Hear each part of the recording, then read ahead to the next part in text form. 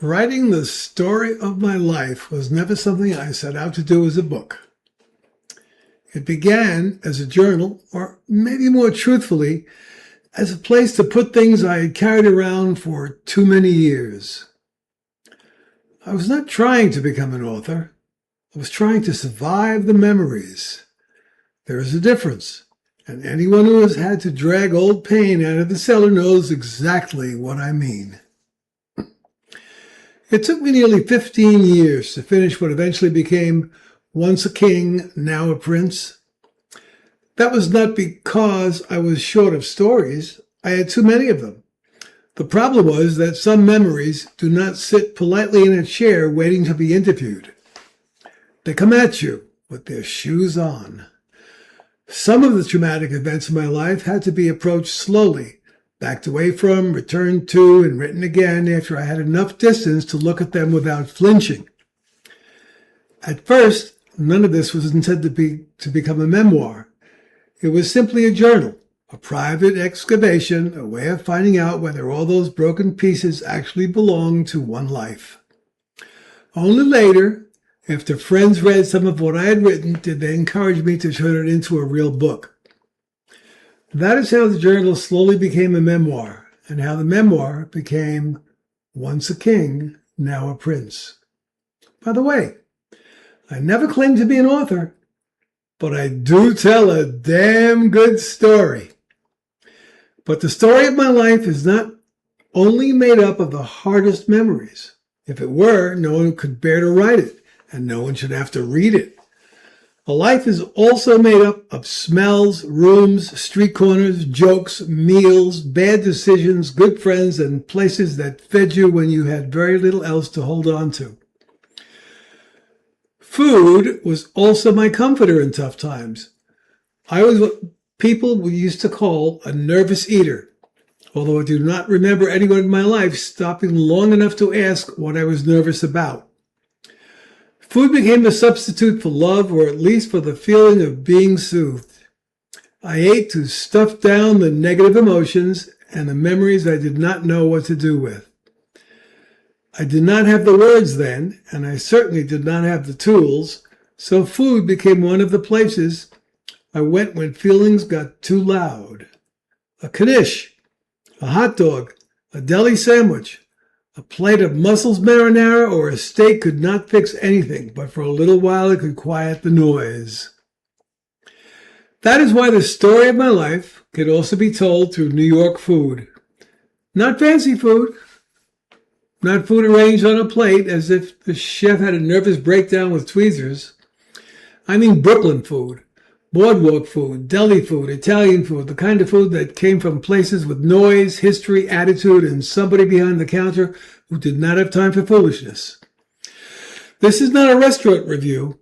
I'm not trying to tell anyone where to eat now, because many of the places I remember are gone, changed, renamed, or swallowed by the great New York monster called progress. This is memory.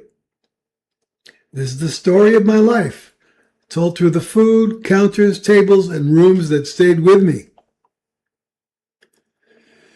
In my memory, Shotsky's was the knish place on the Coney Island boardwalk. Maybe there were others somewhere in Brooklyn, but on that boardwalk, that was the one. They sold knishes, and that was enough. No 20-page menu, no waiter reciting the private dreams of the chef, just knishes. Hot and solid, and New York, the kind of food that did not ask to be admired before you ate it. That was the real Coney Island food, not dressed up, not explained, and not separated from the street it came from. You received your 15-cent knish, split in half and smeared with deli mustard, and you were in heaven. There were times when I could spend my last 15 cents, the money that was supposed to get me home from Coney Island to mid-Brooklyn, on either a Shotsky's knish or a Nathan's hot dog. Once that subway token money was gone, I would walk the several miles home. That probably tells you more about the power of those places than any restaurant review ever could. Desire, comfort, bad judgment, and New York all met in one small coin. That nickel and dime arithmetic belongs in the story of my life because Childhood is often measured by what you wanted badly enough to pay for with your feet. I would have that knish spread with the great Jewish deli mustard, not the timid yellow stuff that looked as if it lost an argument with a hot dog, but the sharp mustard that worked everything up. The knish was already good, but the mustard gave it a voice. The whole front of the place seemed to open up as if the store itself belonged to the boardwalk. You stood there with the Atlantic nearby, the wood under your feet, and New York moving around like you had somewhere better to be. Nathan's was a different kind of landmark. It was not simply a place to get a hot dog. It was Coney Island's flagpole, its edible monument, its noisy declaration that this part of Brooklyn belonged to everybody. By the time I knew Nathan's, it already felt as if it had always been there. That is what the best New York places did. They made you feel late to your own inheritance. Nathan's had the same power over me as Shotsky's. If I had 15 cents left and that 15 cents was technically my ride home, the hot dog could win.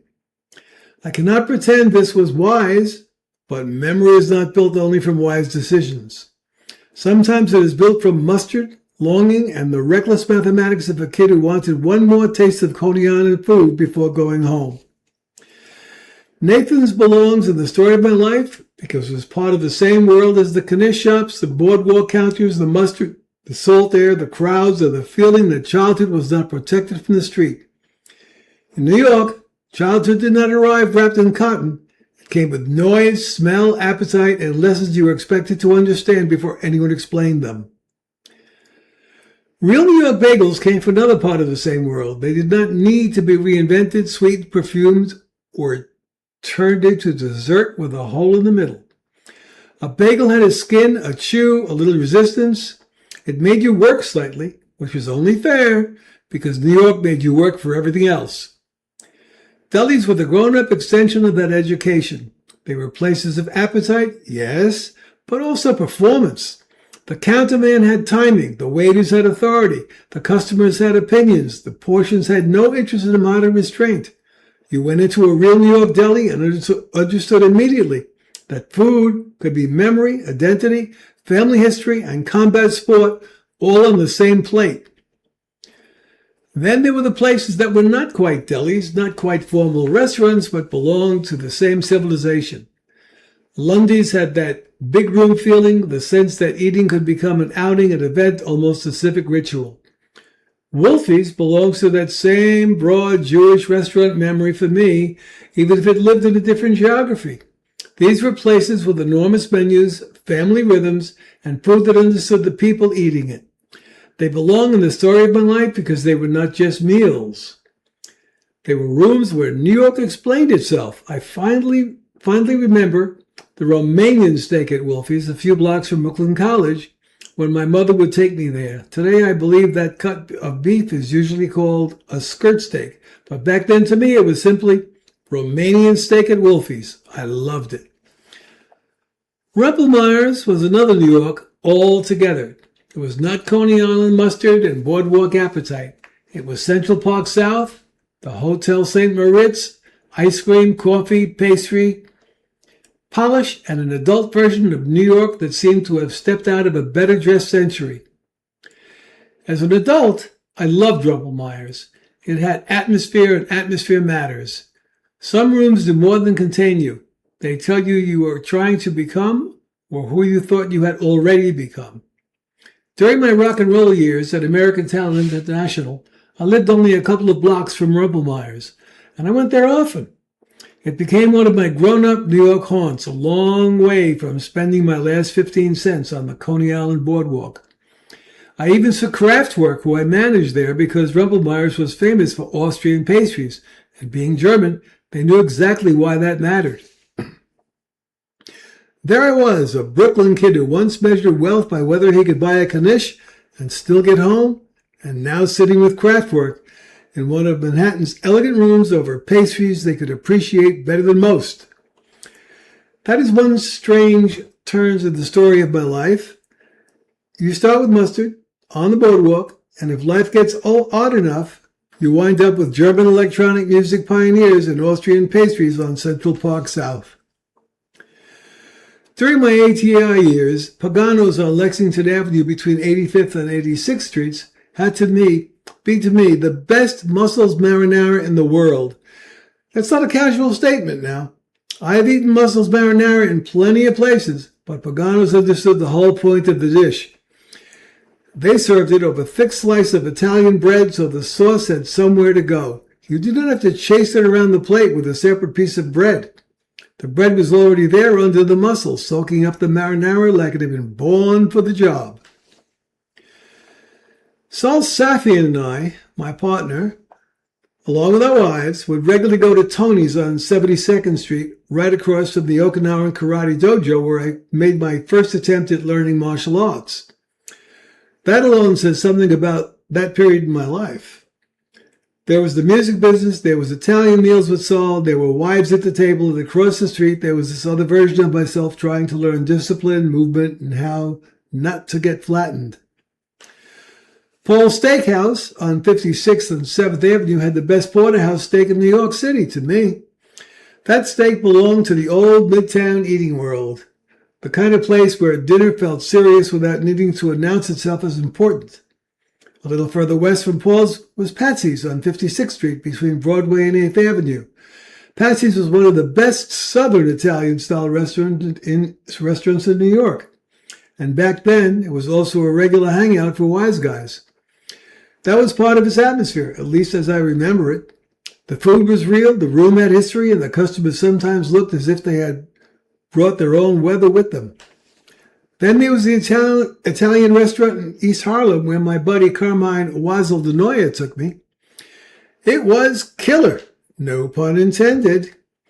I do not remember the name with certainty, but I remember the feeling of being taken somewhere by someone who knew exactly where to go.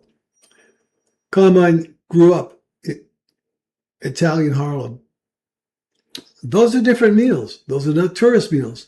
Those are passport meals where the person bringing you there is part of the credential. These places belong in the story of my life because the adult food had its own meaning. The childhood food was about streets, comfort, escape, desire, and the price of getting home. The adult food was about rooms, company, ambition, danger, pleasure, and the odd social geography of New York. By then, I was no longer the kid spending his last 15 cents on the boardwalk. But some part of that kid was still at every table. I know from stories from my life can be told in many ways. Some belong to family. Some belong to fear. Some belong to the music business. Some belong to rooms filled with people whose names later became larger than life. But this story from my life comes through meals, counters, mustard, hot dogs, Italian bread, steak, pastry, and the strange comfort that food gave me when I needed something solid. If someone searched for my story of life, this is one of the honest ways I could answer. My life was not built in a straight line. It was built in fragments.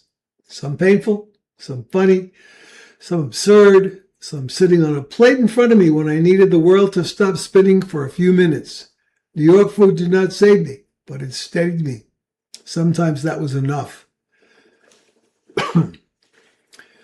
The food stayed because the places stayed, or maybe the places stayed because the feelings did. I remember the mustard because I remember the boy eating the knish. I remember Nathan's because I remember Coney Island before memory became nostalgia. I remember Rumpelmeyer's because it belonged to a different chapter, one where the kid from Brooklyn had somehow entered a more polished room. I remember Pagano's, Tony's with his signature appetizer, Malutz, which was cooked in cold whitefish with olive oil and garlic. Paul's, Patsy's, and Italian Harlem because those meals were attached to the years when the music business was no longer a dream. It was my life. That is a real reason to write about the story of my life through food. It lets memory come in through the side door. You start with the knish, and suddenly you're back on the boardwalk. You start with a plate of mussels marinara, and suddenly you're back in the ATI years. You start with Rumpelmeyer's, and suddenly craft work from my personal manager years is sitting at Old Manhattan eating pastries. You start with a porterhouse, and suddenly the whole room comes back. This is not a food history. It's not a map of restaurants. is one man's trail through old New York food, childhood comfort, adult appetite, survival, memory, and the need to quiet the noise inside. Food comforted me when I did not yet know how to comfort myself. It gave me something solid when life felt anything but solid. My memoir, Once a King, Now a Prince, is not about food, but food belongs to the world that made the memoir possible. Before there was a music business story, there was a New York story. Before the backstage rooms, the artists, the deals, the chaos, the mob, characters, the laughs, the damage, there was a boy learning life through family, fear, streets, appetite, anger, and humor.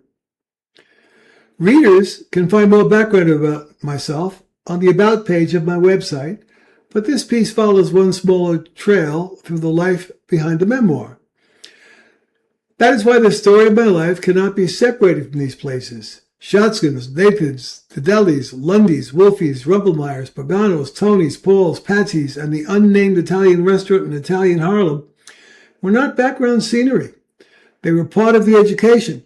They taught me how people talked, how people bluffed, how people ate, how people performed, how people hid pain, and how people kept moving. In the end, maybe that is all what a real memoir is.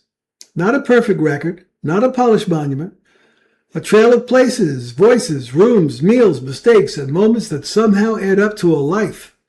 For me, some of that trail begins with a hot Kiddush cut in half on the Coney Island boardwalk, mustard smeared across the middle, 15 cents gone from my pocket, and New York all around me.